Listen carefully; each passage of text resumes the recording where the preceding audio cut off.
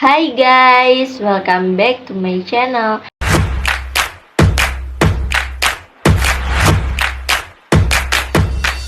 Subscribe dulu ya guys sebelum nonton, thank you.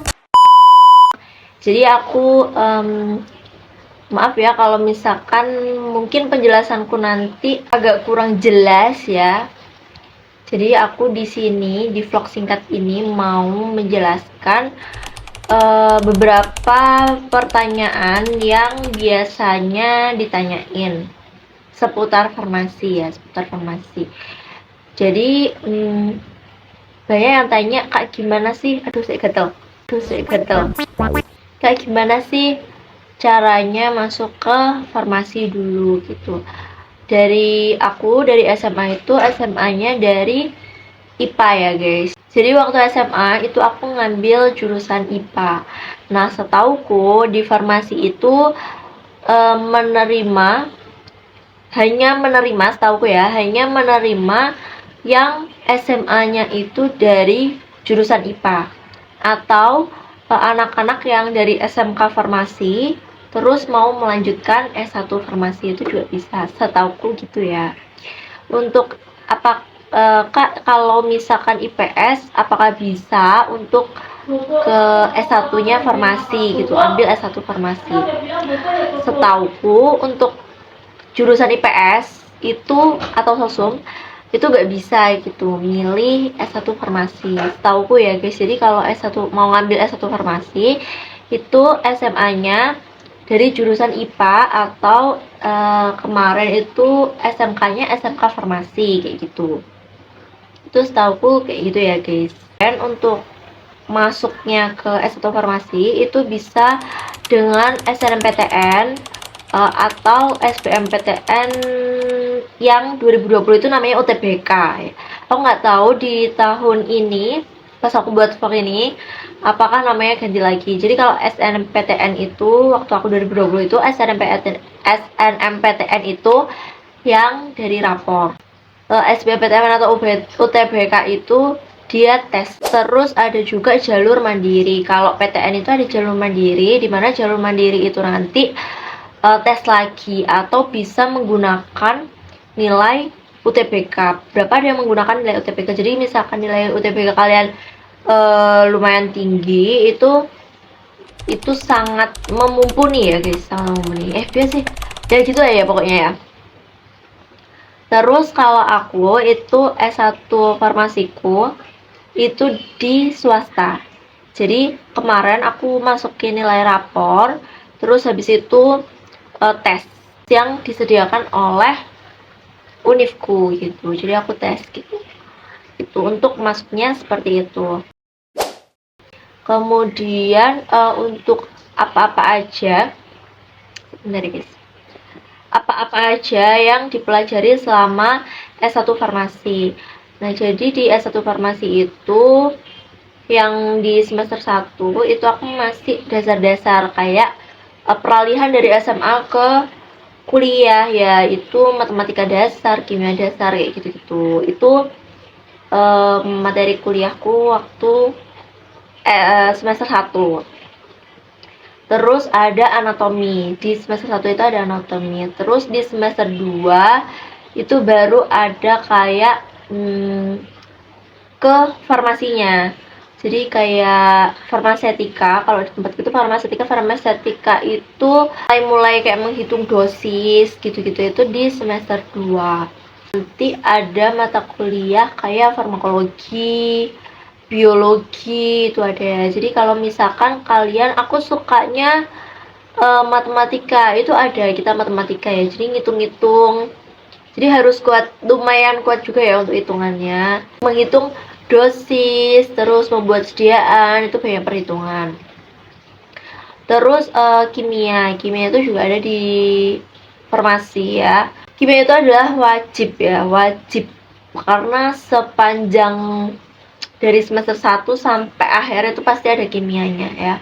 Jadi buat kalian yang suka kimia itu boleh dicoba untuk masuk ke farmasi. Terus kalau misalkan kalian suka fisika itu juga ada ya guys. Jadi kita tuh matematika iya, kimia iya, fisika iya, biologi iya gitu. Jadi kalau kalian suka semuanya ya, boleh masuk ke farmasi. Kalau kata orang-orang sih farmasi merangkup semua jurusan. Tapi kalau misalkan aku nggak terlalu suka fisika gitu, sebenarnya aku juga nggak yang suka juga ya guys. Aku lebih suka ke biologi. Untuk kimia ya lumayan, fisika ya nggak yang suka-suka juga gitu. Tapi ya seiringnya berjalannya waktu ya mau nggak mau kan kalian harus belajar. Terus banyak yang tanya di farmasi itu horor gak sih kak? Maksudnya kayak terpressure banget gak sih kak? Itu tertekan banget gak sih kak? Menurutku itu tergantung dari masing-masing orang ya guys. Asal kalian tuh rajin aja kayak gitu, ada tugas ya dikerjain, waktunya belajar ya belajar kayak gitu.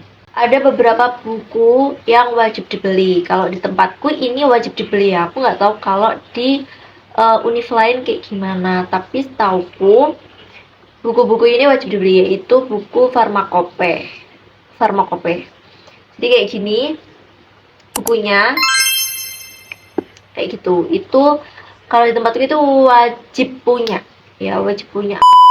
Kalau di farmasi apakah ada banyak tugas kak kayak gitu?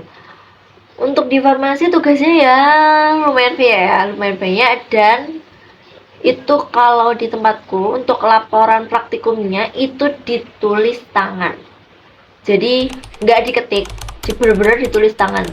Itu nulisnya pakai kertas HVS A4 gitu, atau F4 atau folio yang bergaris, tergantung dosennya, tergantung mata kuliah apa, minta dosennya itu pakai kertas apa. Tapi kebanyakan hampir semuanya itu tulis tangan, nggak yang diketik, laporannya nggak laporan ketik.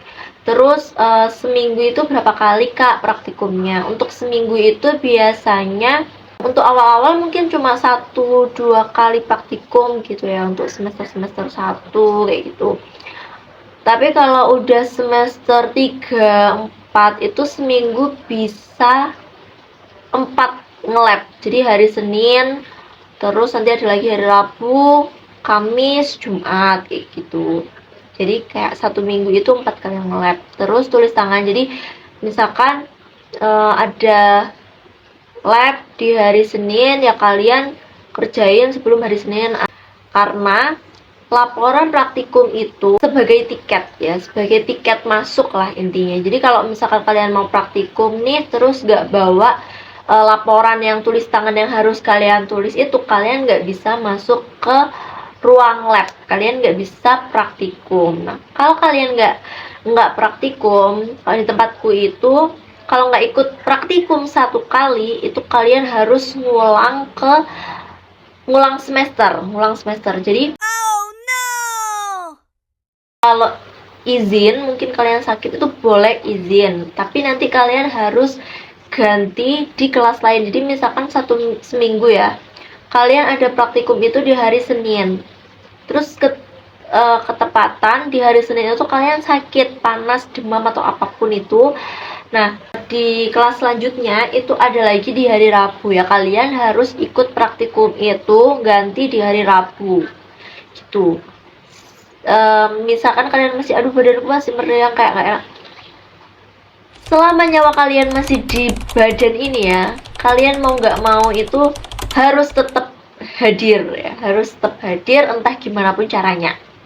Karena ya itu tadi, kalau kalian nggak ikut 1 kali itu kalian harus ngulang, kecuali kalau materi itu bisa bolos 3 kali atau izin 3 kali, ada jatah 3 kali itu boleh kalau materi ya. Tapi kalau untuk praktikum di lab itu nggak bisa, jadi harus bener-bener full, nggak ada presensi, kalian tuh harus full gitu guys. Terus kalau misalkan di farmasi itu apakah bener-bener sibuk ya kak, apakah nggak ada waktu untuk nongkrong, nongki sama teman dan lain? Menurutku masih bisa, karena aku masih bisa melakukan ya guys, aku masih bisa melakukan.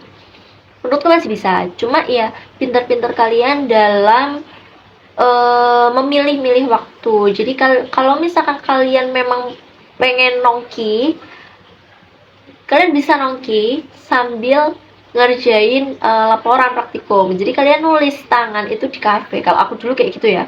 Jadi kalau misalkan aku bosen di kos gitu, aku ngerjain laporan praktikum sama teman-temanku itu di kafe. Jadi kita nulis di kafe gitu sampai malam, sampai kalau pengen selesai ya bener-bener sampai selesai itu biasanya sampai jam 2 atau 3 subuh gitu. Terus kalau misalkan kalian nulis laporan itu alangkah baiknya dicicil ya, jangan SKS. Jadi kayak misalkan nih ada praktikum di hari Senin, di hari Jumat Sabtu kalian udah kayak nyicil-nyicil nulis kayak gitu. Kalau nggak pengen yang keburu-buru kayak gitu. Jadi kalau misalkan masih nongki dan lain itu masih bisa kok nongki, bukan yang benar-benar nulis nggak bisa kemana-mana itu enggak ya, masih bisa. Kalian harus nulis hari Sabtu biar kalian bisa Minggu bisa keluar kayak gitu, atau enggak malam Minggu kalian keluar tapi Minggunya itu kalian nulis buat hari Seninnya kalau ada praktikum di hari Senin kayak gitu. Jadi masih bisa kok. Terus kakak tanya kalau nugas itu sampai malam-malam ya, sampai jam 2 sampai jam 3. Ya kalau pas banyak emang kayak gitu ya guys, kayak jam 2 jam 3 itu kalau memang bener-bener lagi banyak. Kalian bisa nyicil dulu biar kalian ya agak-agak santai gitu. Itu sih, itu aja. Kalau kalian misalkan nanti mau tanya-tanya lebih lanjut, kalian bisa komen aja guys. Komen ini untuk secara gambarannya aja ya, secara gambaran aja. Yang kemarin-kemarin tanya untuk masuk farmasi itu gimana, terus di farmasi itu mempelajari apa aja gitu ya. Jadi di farmasi itu mempelajari selain obat-obatan, kalian juga mempelajari anatomi, tentang penyakit-penyakit. Ada juga kayak bahan alam itu mempelajari tumbuh-tumbuhan. Jadi tumbuh-tumbuhan ini nantinya bisa dibuat sediaan. Juga teknologi sediaan, dimana teknologi sediaan itu kalian buat kayak krim, salep gitu-gitu. Nah itu nanti ada mesin-mesin yang kalian harus gunain buat sediaan itu gitu. Nah jadi untuk nanti selanjutnya mungkin nextnya aku akan buat video lagi ya. Ini untuk gambarannya aja untuk masuk farmasi itu tadi ya guys. Nanti mungkin kalau kalian mau tanya-tanya bisa langsung komen di kolom komentar ya. Kalau misalkan mau tanya-tanya, siapa tahu nanti bisa aku jelasin ke next video juga kayak gitu ya. Oke, thank you for watching. Maaf kalau misalkan masih agak-agak membingungkan ya. Kalau misalkan agak-agak membingungkan dan kalian masih belum paham, bisa tanya di kolom chat ya. Ini masih youtuber amatiran ya guys, jadi mohon dimaklumi. Mohon maaf apabila ada salah kata. Wassalamualaikum warahmatullahi wabarakatuh. Bye bye.